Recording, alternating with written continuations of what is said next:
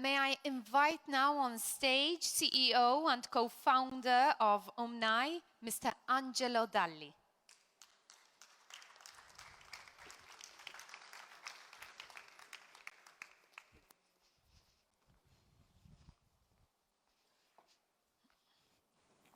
Clicker. Hi. I'll wait for the clicker. Hi. Welcome. I've been traveling 14 hours from Cape Town today, so I'm a little bit spaced out and have experienced a lot of transport modes to get here. So I'm going to be talking about AI and the future of transport. And basically, all right. So I wanted to talk a little bit about a lot of speakers have been talking about the autonomy levels of driverless cars. And I wanted to speak about the different levels that there are, about the ones that have no automation, which are the current manual cars. Level 1, which is the driver assistance, the adaptive cruise control, which most people have been using.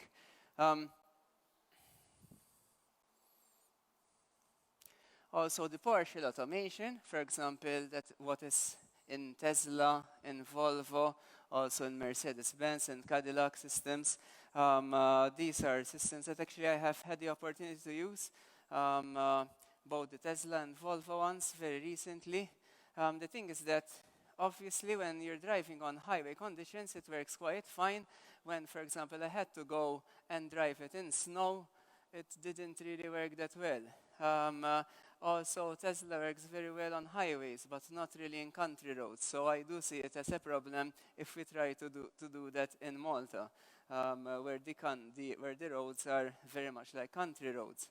Then there is the level 3 automation, which is conditional automation, in which you actively monitor the traffic situation and you can use it up to a particular speed. And as far as I know, the commercially available system is the Audi system, the Audi AI, the Traffic Jam Assist, which you can use up to 59 kilometers per hour.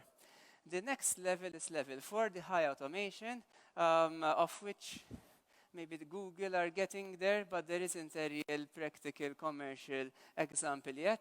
Johan mentioned the Night Rider. That's basically the only example that there is. And then there is level 5 automation, basically, which is an automated car that can drive anywhere, anytime, in any condition. And that, I think, is going to take a very long time for us to achieve, if ever. So what about the driverless cars? Most of them are the SCA level 3. Level 4 is widely expected to be available by 2025. Whether we'll have level 5 or not is a bit uncertain. And there are better options, maybe for the last mile. For example, we've seen electric scooters here. It may be a very good multimodal way of having, you get a car, you rent it, then you use public transport, then you use a little bit of a car, then you use a scooter.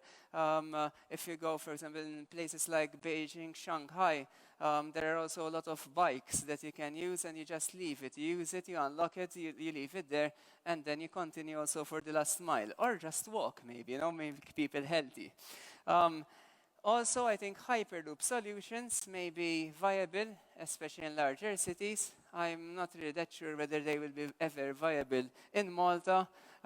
Even having tunnels, I'm not sure whether they will be viable or not, even though I believe I would love to see a metro system, but I'm not sure whether it is commercially viable or not. Segregated traffic lanes may be a better option. Having segregation, I think in Malta, unfortunately, they'll have to be physically segregated because people still do not follow the rules that much, but they may be actually an option in order to allow, for example, public transport to go at a higher speed than normal. So we also have the shared and on-demand transport platforms, and AI can really enable a lot of efficiencies, a lot of optimization of the operations, and the matching of supply and demand, optimizing the price, optimizing everything. And there are a plethora of different companies there that are around the world used for car sharing and also on-demand transport. One of them, I'm sure, has not been named by a Maltese person. You spot it. I will not repeat it on stage, but you should look at the second line. So it was quite funny, actually, to see. And also, yeah, there was this change from Volt to Taxify. It's true. I'm not making this up. It is actually true. So at UMNI, what I've done, I mean, I have a PhD in AI, have been doing research for 20 years in AI, more or less. And our vision for UMNI is to have explainable AI that impacts society positively, that assists rather than replaces people. What we're doing in the transport area, for example, we're doing a pilot project in Colombia in which we are installing sensors on all the buses and public transport of Colombia, and we're optimizing the routes in real time. I want to show you a little bit of how our solution looks like. So, you know, you've got the usual data mining analytics solution that gathers in all the data and processes automatically. You have workflows on top of that to represent the business processes. Then you have the monitoring of the data so that you know what is happening where.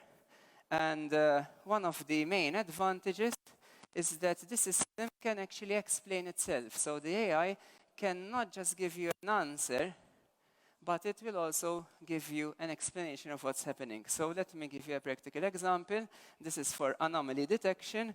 Anomaly detection, in fact, this is on Wi-Fi traffic. So it detects an anomaly. It predicts that there is going to be downtime before the downtime actually occurs. And it will give you details of why it is making that prediction. And the nice thing about it is that it shows you an explanation. For example, an anomaly has been detected in Cali, possibly due to an impeding cable fault, so the fault has not happened yet. And the fault is estimated to occur within 2 weeks with a probability and the current cause, what is happening right now. And how many users may be impacted. At any time, the system has around 11 million users simultaneously at any time. I would like to also talk a little bit, because AI is still a machine. There is software, but in transport we need to be physical transport. So I think it is very linked to energy sources. And I think this is something that needs to be really thought through properly. And there are two main really solutions. One of them is hydrogen. I know that not that many people have been talking about this, but I'm actually a very big believer in hydrogen's potential for Malta. Why? Because to create hydrogen, you just need the sea.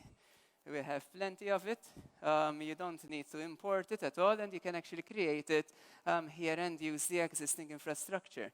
1 kilo of hydrogen gives you 100 kilometers driving range, and it costs almost next to nothing. Even with current production methods, it costs less than petrol. The infrastructure is needed, you need it more, but you can upgrade the petrol stations in Malta quite easily, much more easily than larger countries. And there is no need for rare earth metals, which make you dependent on particular countries. You also have the fast refueling, similar to diesel or petrol. In 3 minutes, you fill up a hydrogen car and you're on your way. Another alternative energy source is also synthetic fuel, which can be used in existing vehicles, both hybrid and also the current existing cars, and it's generally born out of necessity. I've just actually visited South Africa, which produces 28% of their fuel comes from synthetic fuel. The only problem is that there it is very expensive, and it's also the carbon footprint is horrible, because you need to use coal in order to liquefy it and produce synthetic fuel. Another alternative, though, for Malta is the biofuel from algae. Unfortunately, again, it's still something that has not been commercialized on a large scale, but it could be another solution for Malta. I wanted to actually compare a little bit these different energy sources, basically between direct charging, which is the solution that is being adopted in Malta right now, hydrogen and synthetic fuels. Basically, these are the energy losses. So you start off with 100% renewable energy, then you get a different energy losses. So for electricity, you get like around 5% in the distribution network. And then, for example, for hydrogen, you lose 56% in the way the fuel cell works. So you have 95% efficiency for battery, 52 for hydrogen, 44 for fuel. Then you have conversion losses. Obviously, fuel, when you think about it, actually diesel and petrol are perfect energy stores. So it's actually very difficult to beat. When you consider the drivetrain, though, of mechanical cars and electric cars, the electrical drivetrains are much more efficient. And this is why electric cars can actually be competing with other energy sources.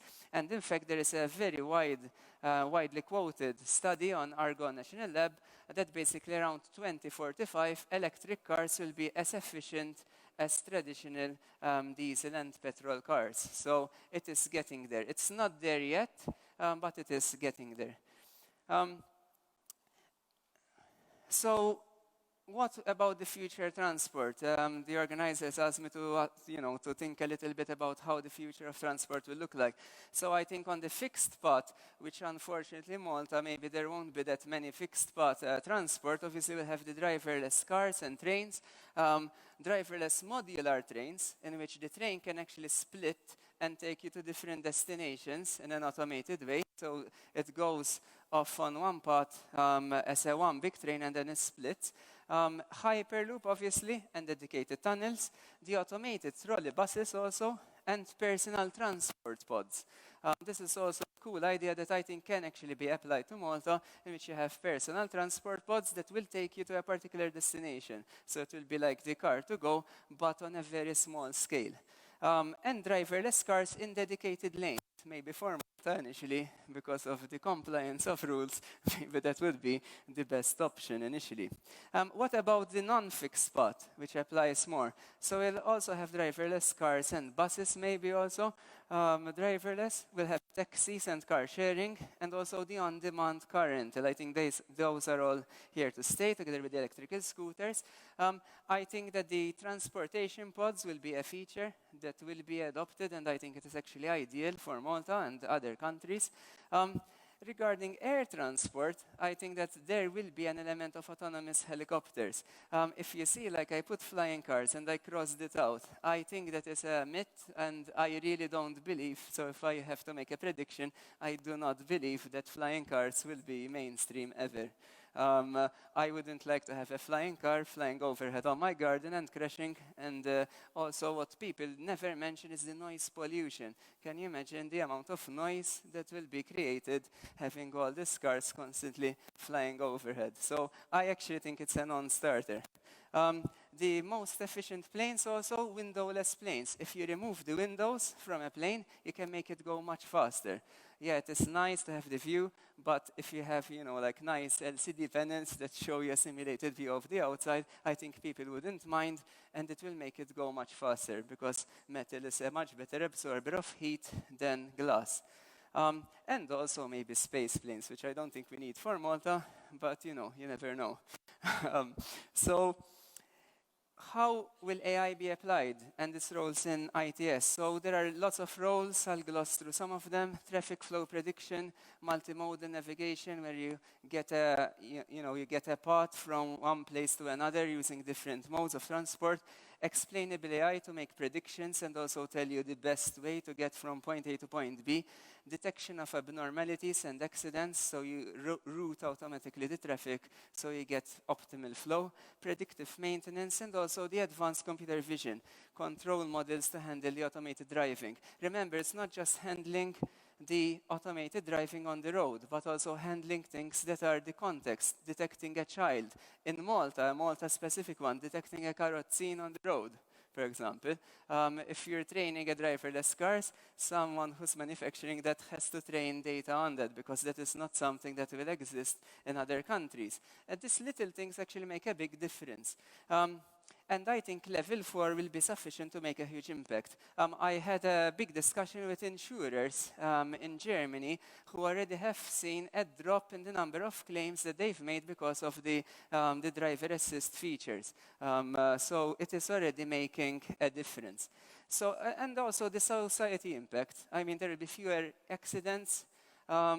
you'll waste less time driving, you'll use your time to better use, less fuel wastage, better air quality so you can coexist with pedestrians and cyclists, and also more economic productivity.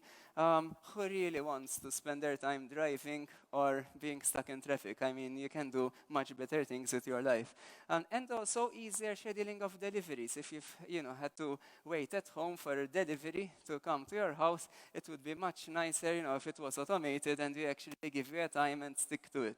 So that will also be another improvement. So basically, it will turn the disadvantages of a small place like Malta into an advantage, because we'll be able to take better use of these new solutions.